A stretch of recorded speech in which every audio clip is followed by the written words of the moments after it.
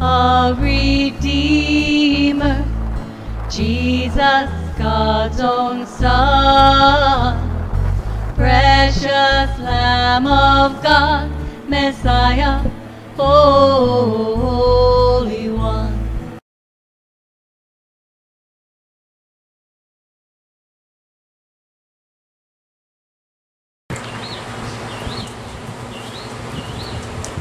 Okay, today we're going to demonstrate how to fillet a Louisiana bull redfish.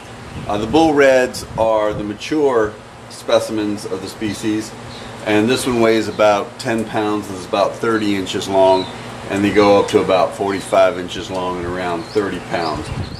The key with these guys is to start with a sharp knife, and I like to use two knives.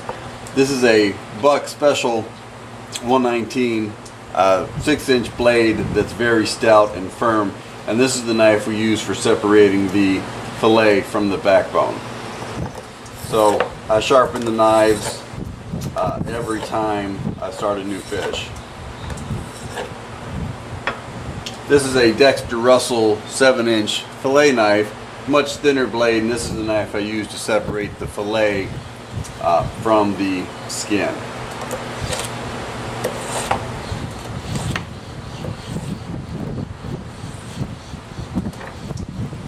So the first cut I'm going to make is basically separating the fillet from the rib cage, and the rib cage runs right through here. So the first cut, the knife's going to actually be facing up and away because you work from the backbone out, and you'll kind of see how I work it to separate the scales.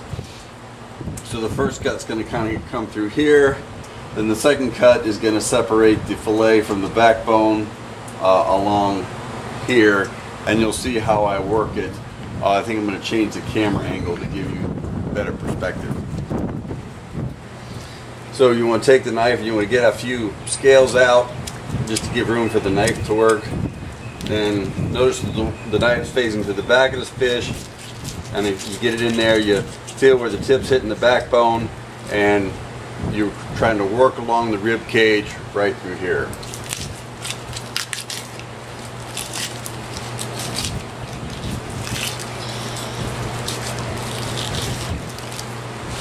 So that's the main cut, and then you might just kind of check with your fingers, trying to make sure you get the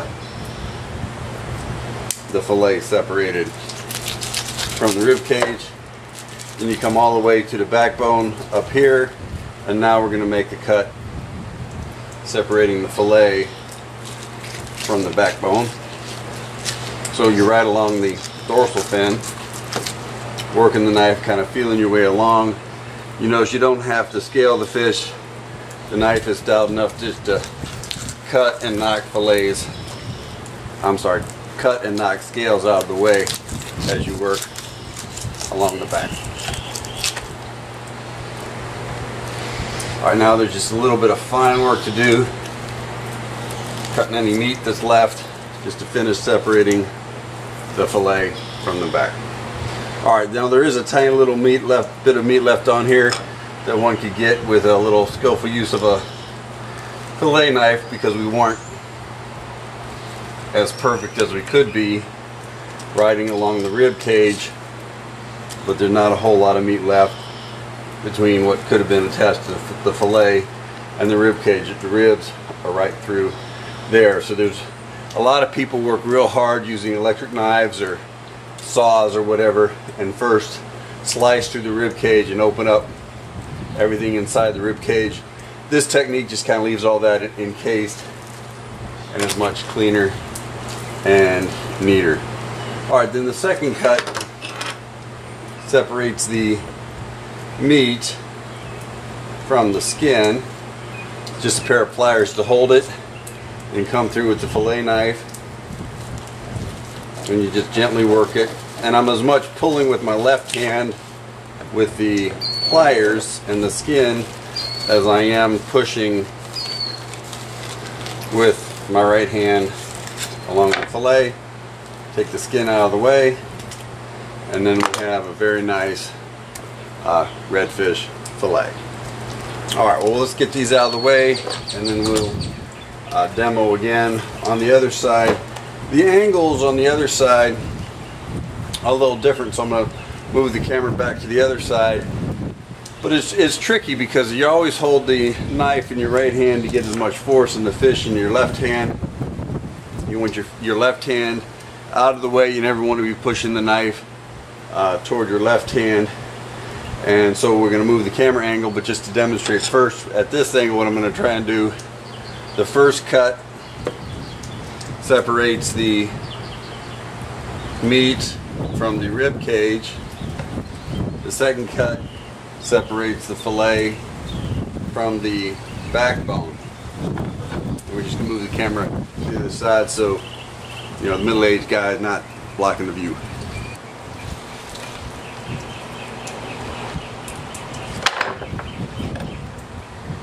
Alright, so we get a few scales picked out so we can get the knife in. Get the knife to where the tip is hitting the backbone. And then you're kind of using the backbone a little bit as a lever as you're working your way along, trying to find your way as close as you can to the rib cage to preserve as much meat in the initial fillet and work through those big scales. Peel the fillet back a little bit, kind of improve the quality of the cut. Come all the way down the back. Now we're working the knife along the backbone, separating the fillet from the backbone.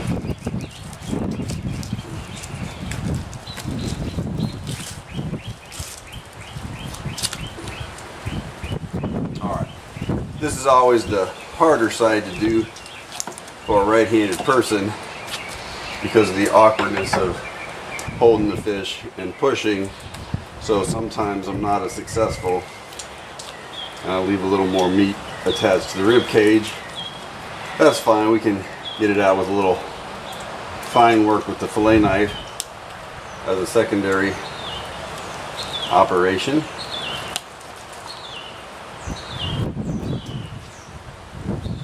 Alright, set that aside.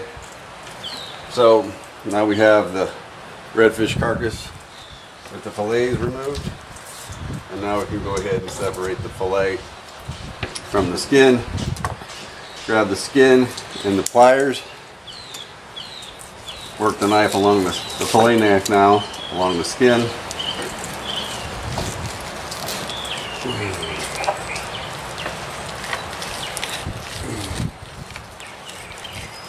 And just separate out the fillet. So now we have the second fillet separated from its skin. And that's all there is to it. Alright, here we have the two redfish fillets after filleting the bull redfish. This is a very nice, firm meat. It's not quite as tender as the white, flaky meat of younger fish. Stands up really well on the grill without falling to pieces, and can also be used in shish kebabs. Our family likes to use it in a number of recipes as a substitute for chicken. Redfish parmesan, in Chinese dishes, orange redfish, and so on. It's a very nice, very high quality meat from these Louisiana redfish.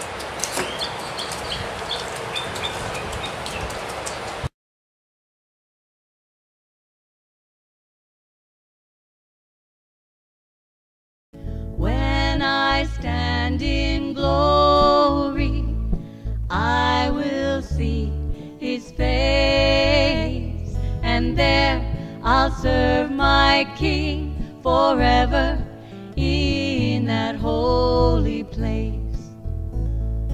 Thank you, oh my Father, for giving us your Son and leaving your Spirit till the work on